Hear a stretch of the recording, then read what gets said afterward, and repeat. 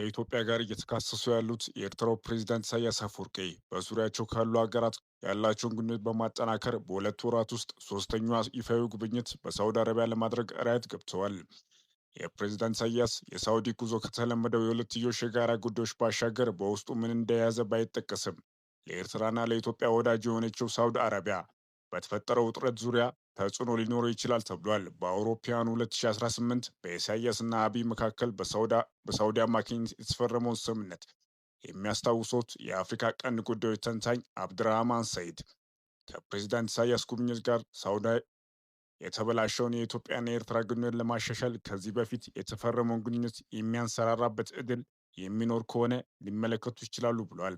በትግራይ በተካሄደው ጦርነት ውስጥ የኢትዮጵያ መንግስት ድጋፍ ሰራዊቶች አሰማርተው የነበሩት ኢሳያስ ጦርነቱ ካስቆመው የፕሪቶሪያ ስምምነት በኋላ ከጠቅላይ ሚኒስትር አብይ ጋር የነበራቸውን ጠንካራ ወዳጅነት አብቅቷል። በተለይም ጠቅላይ ሚኒስትር የኢትዮጵያ የባህር በር የማግኘት ጥያቄ አጥብቀው ማንሳታቸው በኤርትራ በኩል ስጋት ከመፍጠር ባሻገር በሁለቱ ሀገራት መካከል ዳግም ጦርነት ሊቀሰቀስ ይችላል የሚል ስጋት ፈጥሯል። በአካባቢያቸው ያለው ተጽዕኖ ለማጠናከር ከተለያዩ ሀገራትና ወገኖች ጋር ትብብር እያጠናከሩ ያሉት ሳውዲ አረቢያና የተባበሩት አረብ ኤምሬት ፉክክር ለፕሬዝዳንት ኢሳያስ የራይት ጉብኝት ምክንያት ሊሆን እንደሚችል አብድራህማን ይናገራል። ፕሬዝዳንት ኢሳያስ ባለፉት ጥቂት ወራት ከየመን ውጭ ባሉ ዋነኛ የቀይ ባህር ተጎራባች ሀገራት ያደረጓቸውና እያደረጉ ያሉ ጉብኝት የኢትዮጵያን የባህር በር ፍላጎት የተጠነከረ መምጣቱ ምክንያት ነው የሚሉት የአፍሪካ ቀንድ ተንታኝ፣ ይህ ሁኔታ ለቀጠናው አስጊ ሁኔታ በመፍጠር ለመነጋገር ሊሆን ይችላል ሲሉ ይገምታሉ። በኤርትራና በኢትዮጵያ መካከል ያለው ውጥረት ከዛሬ ነገ ሊፈነዳ ይችላል የሚል የጦርነት ስጋት ተፈጥሯል። በተለይም በሁለቱ ሀገራት መካከል ያለው ፍጥጫ በዚህ ዓመት እየጠነከረ መጥቷል። እምብዛም ለተደጋጋሚ ጉብኝት ከኤርትራ የማይወጡት ልምድ የሌላቸው ፕሬዚዳንት ኢሳያስ አፈወርቂ ባለፉት ሁለት ወራት ውስጥ ግን ሶስት ጉብኝት በቀይ ባህር ዙሪያ ባሉ ሀገራት ውስጥ አድርጓል። እነዚህም ሀገራት ግብፅ፣ ሱዳን፣ ሳውዲ አረቢያ ሲሆኑ ሁሉም እንደ ኤርትራ ሁሉ በቀጥታም ሆነ በተዘዋዋሪ ኢትዮጵያ በቀይ ባህር በኩል ድርሻ እንዳይኖራት የሚፈልጉ ናቸው። እንዲሁም ሀገሪቱ ተመሳሳይ አቋም የሚያንጸባርቁ የቀይ ባህር ትብብር መድረክ አባል ናቸው። በሀገሪቱ የማስታወቂያ ሚኒስቴር በኩል በማህበራዊ ሚዲያ ላይ የሚተላለፈው መልእክቶች እንደሚያመለክቱት ሁለቱ ፕሬዝዳንቱ ኢሳያስ ጉብኝት በተቀባይ ሀገር መሪዎች ግብዣ እንደሆነ ነው። በጉብኝታቸው ከአገሪቱ መሪዎች ከፍተኛ ባለስልጣናት ጋር ውይይት ማድረጋቸውን በጥቅሉ ከመግለጽ ውጭ ዝርዝር ሁኔታዎች አልተገለጹም። ፕሬዚዳንት ኢሳያስ በህዳር የመጨረሻ ዕለት ለጉብኝት ከአስመራ የወጡት የመካከለኛው ምስራቅ ሀያላን ሀገርና ከቀይ ባህር ባሻገሩ የምትገኘው ሳውዲ አረቢያ ነው። በአገሪቱ ንጉሥ ሰልማን ቢን አብድልአዚዝ አል ሰይድ ግብዣ ለ4 ቀናት ይደረጋል የተባለው የፕሬዚዳንት የስራ ጉብኝት በሁለቱ ሀገራት ከፍተኛ ባለስልጣናት መካከል በሁለትዮሽ እንዲሁም የጋራ በሆኑ በቀጠናና በዓለም አቀፍ ጉዳዮች ላይ ውይይት እንደሚያደርጉ ተገልጿል። በተጨማሪም ፕሬዚዳንት ኢሳያስ እና ልዑካቸው ሀያሉ የሳውዲ አረቢያ ልዑል አልጋ ወራሽ ጠቅላይ ሚኒስትር የሆኑት መሐመድ ቢን ሰልማን እና ከፍተኛ የሀገሪቱ ባለስልጣናትን በቆይታቸው እንደሚያገኙ ይጠበቃል። በቅርቡ የወጣው ሪፖርቶች ሳውዲ አረቢያ የኢትዮጵያ ይገባኛል ጥያቄ ባነሳችበት በአሰብ ወደብ ላይ ኢንቨስት እንድታደርግ ኤርትራን ጥያቄ ማቅረቧ ሲመለከት ነበር። ምጣኔ ሀብት ከነዳጅ ጥገኝነት ለመላቀቅ የተለያዩ እቅዶችን ይዞ እየሰራች ካለችው ሳውዲ አረቢያ በኩሉ በአፍሪካና በቀይ ባህር ያላት የምጣኔ ሀብት ተጽዕኖ ለማስፋት በአሰብ ላይ ፍላጎት እንዳላት ይነገራል። ምናልባትም በዚህ የፕሬዚዳንት ኢሳያስ ጉብኝት ወቅት በሁለቱ ሀገራት በኩል በአሰብ ላይ ያለውን እቅድ በተመለከተ ውይይትና ስምምነት ሊፈረም ይችላል ተብሎ ይገመታል። በዚህም ደግሞ በኢትዮጵያ በኩል በጥብቅ እየተራመደ ካለው የባህር በር የማግኘት ፍላጎት ጋር በተያያዘ ከተነሳው ውዝግብ ውስጥ ሳውዲ አረቢያ ልትገባ ትችላለች ተብሎ ይጠበቃል።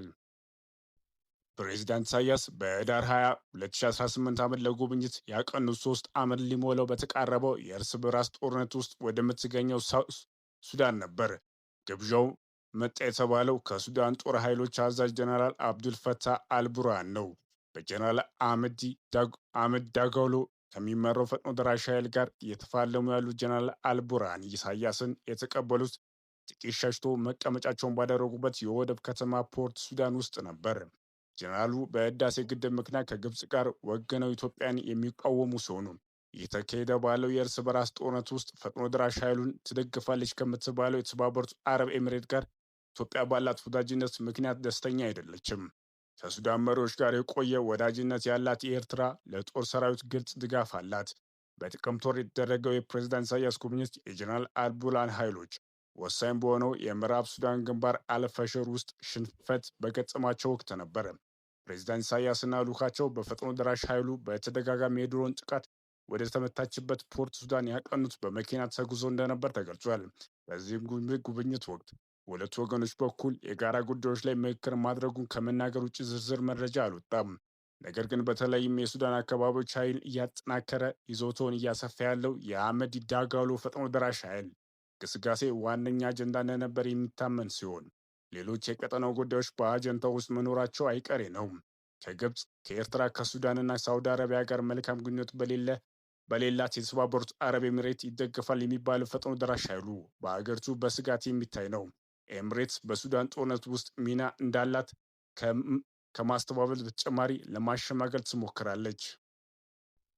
ፕሬዝዳንት ኢሳያስ ኤርትራ ከኢትዮጵያ ጋር ያላት ግንኙነት ከተበላሸ በኋላ በታላቁ ህዳሴ ግድብ ምክንያት ከኢትዮጵያ ጋር ከምትወዛገበው ግብፅ ጋር ወዳጅነት አጠናክሯል። በተደጋጋሚ ወደ ግብፅ ከማቅናታቸው በተጨማሪ ፕሬዝዳንት አልሲሲ ወደ አስመራ ሄደው ሶማሌን የጨመረ የኢትዮጵያ ተቀናቃኝ ትብብር መስራታቸው ይታወሳል። በዚህም የሁለቱ ወር ፕሬዝዳንት ኢሳያስ ረዘም ላለ ቀናት የቆዩ ጉብኝት በግብፅ ውስጥ አድርጓል።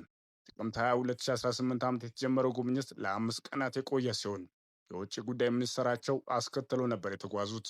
በፕሬዝዳንት አልሲሲ ግብዣ የተካሄደው በተባለው በዚህ ጉብኝት ሁለቱ መሪዎች ያላቸውን የሁለትዮሽ ግንኙነት በማጠናከር እንዲሁም በቀጠናውና ዓለም አቀፍ ጉዳዮች ላይ ውይይት ከማድረጋቸው በተጨማሪ ኢሳያስ በግዙፍ የግብፅ ብሔራዊ ሙዚየም ምረቃ ላይ የታደሙ ነበሩ።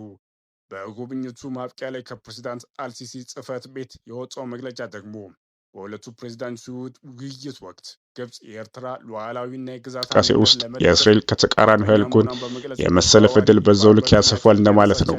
በአጭር አማርኛ እስራኤል ወይም አሜሪካ ከኢትዮጵያ ጎን የሚሰለፉበት እውነት ግልጽ ሆኖ ይመጣል እንደማለት ነው።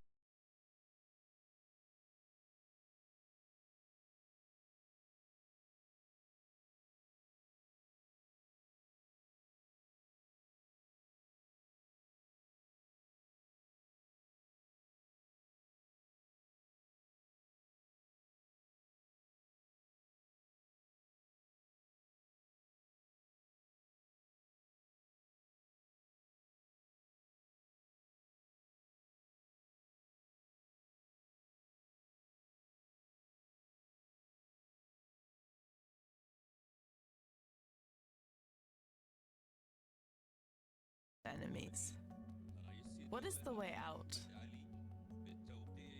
The Nobel laureate has shown that he is capable of making peace.